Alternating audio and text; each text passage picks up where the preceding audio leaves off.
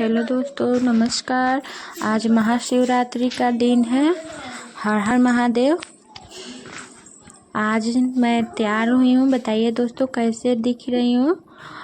इस जो साड़ी पहनी हूँ वो अपनी शादी का साड़ी है, पहली बार पहनी हूँ और पहली बार जो व्रत कर रही हूँ इसीलिए महाशिवरात्रि का। तो बताइए दोस्तों मेरा लुक कैसा लग रहा है।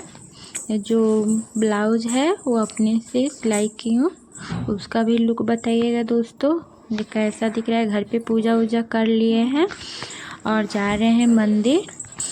हम लोग का मंदिर बाजार पे जो पड़ता है वहाँ पे छोटा मोटा मेला लगता है, इसी में जा रहे हैं लोग अपने बेबी को घुमाने।